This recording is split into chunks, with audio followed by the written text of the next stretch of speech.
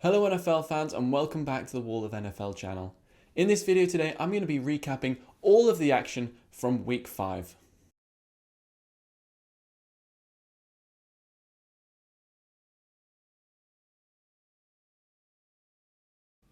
Thursday night football between the Rams and the Seahawks started really difficult for the Rams, and the Seahawks were leading the game all the way up until the end of the first half. But the Rams ended up creeping back into the game, and Russell Wilson unfortunately injured his middle finger on his throwing hand, kind of stifling the Seahawks attack. I know Geno Smith came in and scored 10 points on the first 2 drives that he had, but in the end he threw an interception, which I know it wasn't quite his fault, but it gave the Rams an easy victory in the end because they were just able to take a few kneels and win the game. Aaron Donald now has the most sacks of any Rams player in history. Over the past few years has been by far and away the best defensive player, if not the best player in the NFL. Russell Wilson's now going to be out for a couple of weeks after his injury. I'm not sure what that means for the Seahawks. I think of course that's going to hurt them because Russell Wilson is one of the best quarterbacks in the league. But Geno Smith wasn't so bad when he came onto the field on Thursday night, so maybe it won't be awful for them. London games are never the most exciting, and I didn't expect the Jets and the Falcons to be any different. Both of these teams were really bad, and the Jets only scored 3 points by half time, and the Falcons looked really comfortable throughout the game, despite a late Jets rally in the second half. Zach Wilson couldn't really get the offense going, and again the Jets just relied on him so heavily. So if Zach Wilson can't connect with Corey Davis or anyone really, that Jets offense is going to really struggle. It was good to see Kyle Pitts catch his first NFL touchdown, so hopefully going forward he'll be seeing the ball a lot more from Matt Ryan, who also had a good game. A lot of the British fans were complaining a little bit on social media after the game, but what can you expect from the Jets versus the Falcons? The Lions and the Vikings played out a really mediocre game for 58 minutes of the match, but the Vikings, while running down the clock, ended up fumbling the ball with 2 minutes left, and the Vikings picked it up and scored a touchdown within 2 or 3 plays of them getting the ball back. I was absolutely amazed, and I thought that the Vikings were going to get the extra point and the game was going to go to overtime. But Dan Campbell had other ideas, and strangely he chose to go for 2, which has never really worked out for a lot of coaches in the past, but they ended up getting that 2 points and going up on the Vikings, and it looked all but certain that they were going to get that first win of the season and go 1-4. But Vikings and Kirk Cousins had other ideas, and Kirk Cousins put a magnificent 30-second drive together to get them into field goal range, in which their kicker managed to get the field goal. Both of these teams are the 2 biggest bottle jobs in the NFL, neither of which managed to win the game when it comes down to a last-minute kick or a clutch moment towards the end of the game. So I was absolutely amazed when, in the end, one of them actually won the game in the 4th quarter in the last minute. This season, the Saints really have been hot and cold pretty much the entire season. One week doing amazingly, the next week doing terribly. They started off the season beating the Packers 38-3, and then the next week losing terribly to the Panthers. So I don't really know what's going on with the Saints, but this week they had their hot week and they won the game 33-22 against the Washington football team. The defense of the Saints was really good at keeping that Washington football team offense at bay, and it meant that the Saints offensively didn't have an awful lot of pressure, but anyway they still managed to score lots of points. Jameis Winston with the deep pass was fantastic on Sunday with a 72-yard pass to Deontay Harris in the first half, and right at the death of the first half, with the seconds on the clock ticking down, Jameis Winston threw a Hail Mary to Marquez Callaway, and it was an amazing play, one to remember.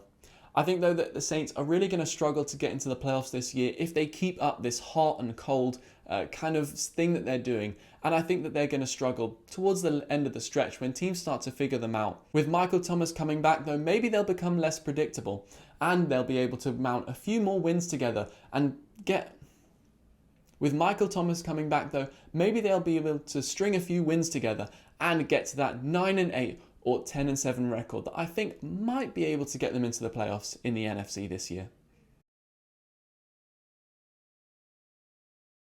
The Patriots at the Texans was a really intriguing game. The Texans started so hot, and for 3 quarters they were dominating the Patriots completely. They were up 22-9, I think midway through the 3rd quarter.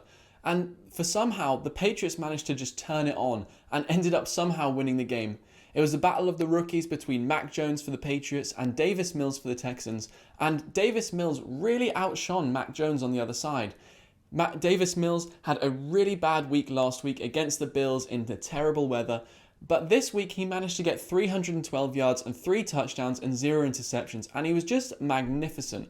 I've got to say, he had one of the best games of a quarterback this weekend. And took the Texans to a really good first 3 quarters, but Bill Belichick against rookies is just annoyingly good, and he ended up winning the game 25-22 with a last-minute kick. Despite having such a good start to the game, the Texans just didn't quite have enough quality to compete with Bill Belichick and the Patriots, and ended up losing a lot of steam in that 4th quarter. Who'd have thought that at the start of the season, the Miami Dolphins would be tied bottom of the division with the New York Jets? The Dolphins have been really terrible so far this season, and despite beating the Patriots in the first game of the season, they've gone on a 4-game losing streak.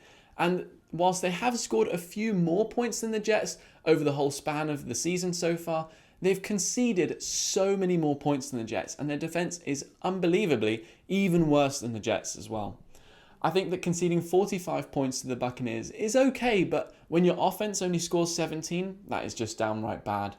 The Buccaneers have since 2020 got 5 games with 44 or more points, which is actually tied with the whole of the Buccaneers franchise before Tom Brady coming. So Tom Brady has amazingly changed that offense, and they look unbelievable now. He has so many weapons at wide receiver, at running back, and the team just looks unbeatable. The only hole in that whole team is the secondary, which the Dolphins just weren't able to exploit at all. Jacoby Brissett's decent, but he's just a seasoned backup really, isn't he? The Packers versus the Bengals was one of my favourite games of the weekend. Aaron Rodgers is an unbelievable quarterback, and Joe Burrow is definitely one of my favourites. And both of them were making some amazing throws and really showing all of the ability that both of them had. Though these two were really competitive in this game, the 2 players to watch were actually their top wide receivers each. Devontae Adams for the Packers ended up getting 206 yards and a touchdown, and Jamar Chase for the Bengals ended up getting 159 yards and a touchdown himself. Both of these guys were unbelievable and really helping their offenses tick. The kicking game, on the other hand, was atrocious. Max Crosby missed 3 field goals and I think a couple extra points as well. And the same went for the Bengals kicker as well, who's a rookie. And I just think it was amazing how they went so far into overtime with so many opportunities to kick for the game-winning field goal. And both guys just kept missing over and over again. Max Crosby did end up getting that kick in the end though, so the Packers ended up winning the game 25-22 in overtime. This game was a real good one.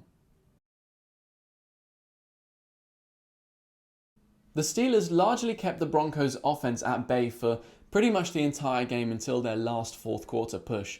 The Steelers looked really good defensively, and their offensive players like Deontay Johnson and Najee Harris made some big plays to keep the offense moving when Big Ben was struggling even a little bit.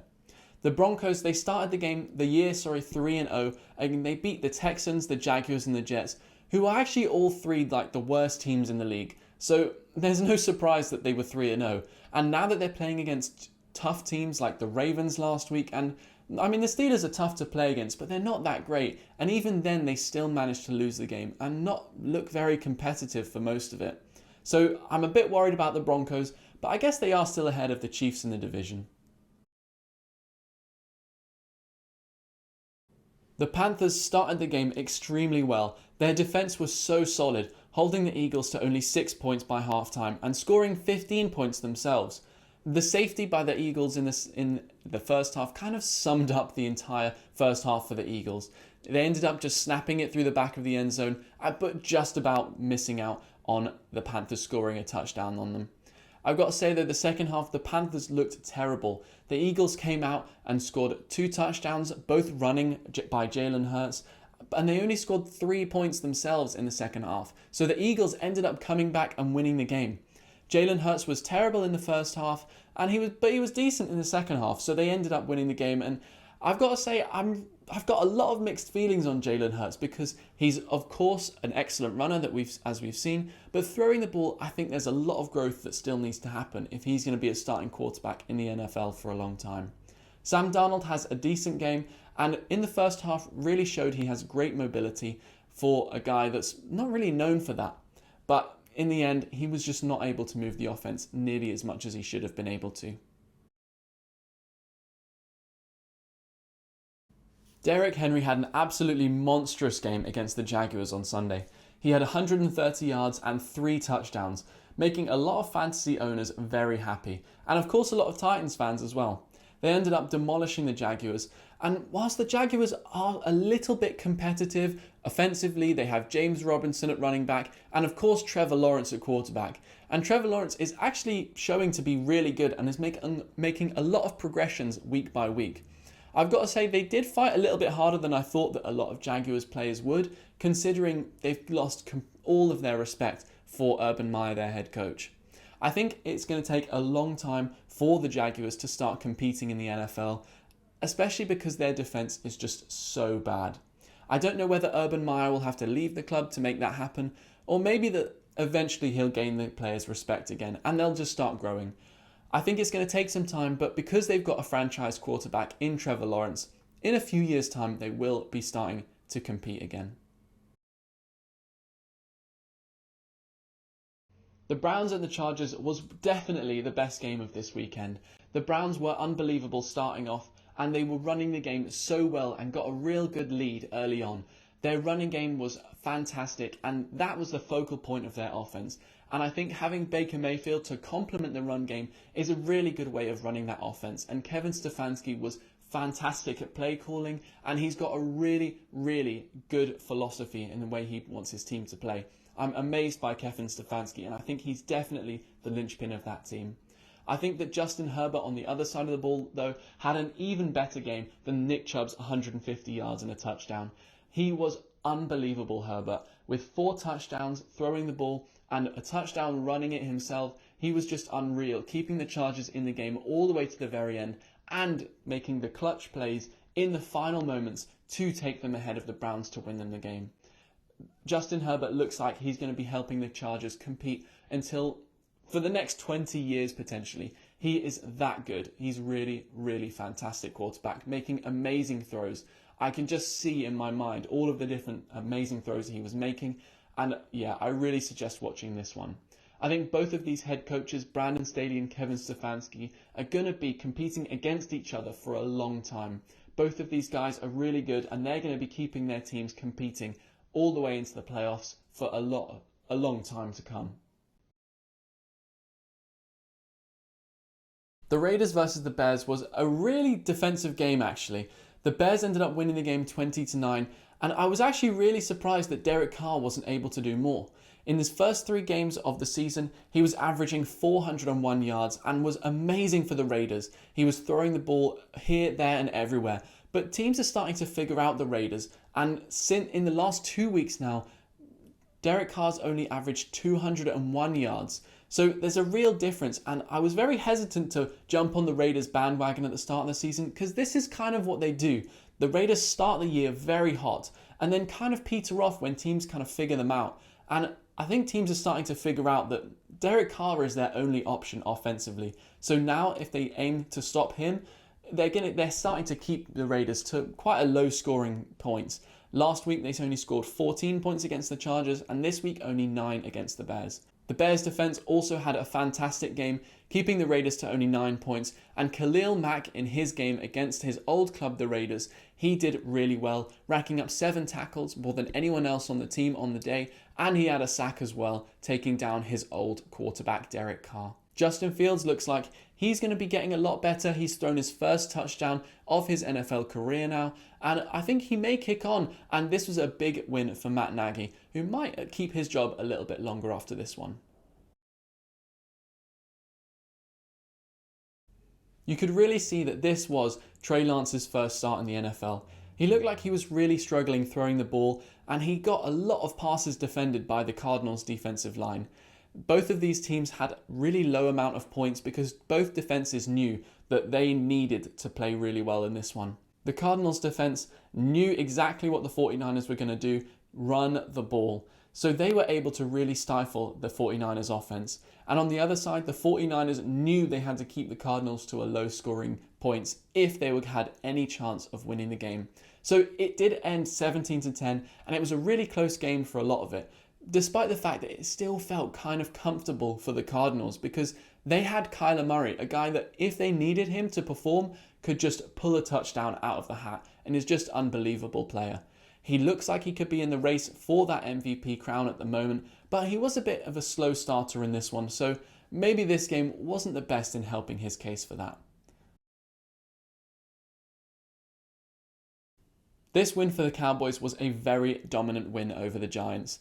Once Saquon Barkley, Daniel Jones and Kenny Galladay got injured, it was kind of plain sailing for the Giants because all of their the Giants' star players on offense had to leave the game from injury and might not even be back for a few weeks. I think that the Giants just weren't prepared to lose so many good players, and the Cowboys were just able to run away with it, scoring 44 points offensively and only allowing 20. Ezekiel Elliott has really started to hit his stride, and Dak Prescott looks like a proper veteran quarterback who is making a lot of great decisions as he goes and makes drives happen game in and game out. They just look really fantastic. And Trayvon Diggs, again, is continuing his streak of getting interceptions week in and week out. I think the Giants, they're not going to be so good in the next couple of weeks without their star players. And with Saquon Barkley's ankle injury and Daniel Jones's concussion and a knee injury for Kenny Galladay, they're not so short. Maybe a concussion could be a short one, but they're going to struggle for the next few weeks without those big players for them. The Bills have definitely solidified themselves as the best team in the league in this very, very strong win over the Kansas City Chiefs. The Chiefs looked really poor offensively and defensively. They were missing Chris Jones on the defensive line, so they got no pressure on Josh Allen, who was just able to run and throw everywhere. He was a real nightmare for that Chiefs defense, who were just non-existent almost. Patrick Mahomes looked like he was really struggling. He was actually missing throws, and Tyreek Hill dropping a pass and the Bills intercepting it late in the game was just the cherry on the top, really, for a really poor Chiefs game. And you could tell by the end of it, the crowd was just getting quieter and quieter and quieter, and it was really not so good for the Kansas City Chiefs, who now dropped to 2-3, which is unbelievable if you ask me. I never in a million years thought that they would be bottom of the AFC West after week 5. The Bills offensively look unbelievable with 38 points scored. 35 has been their minimum points scored since week 2, and they've been blowing teams out left, right and centre. Defensively as well, they are so strong, and they've conceded very few points in each of their last few games. They conceding only 20 points against the Chiefs is just mind-boggling that they were able to do that. The Chiefs have such a high-powered offense that it's almost inconceivable to any team that they can hold the Chiefs to that many few points. I think it's clear to me and to everyone else that the Bills are the elite powerhouse of the AFC, and surely they're Super Bowl favourites after this really dominant 18-point victory over the Kansas City Chiefs. Thank you guys so much for watching this video. Please also check out wallofnfl.com, where you can get live scores and articles and lots of exclusive content covering the NFL. Please also like and subscribe to the channel, and also check out our social media pages on Instagram, Facebook, Twitter and TikTok as well.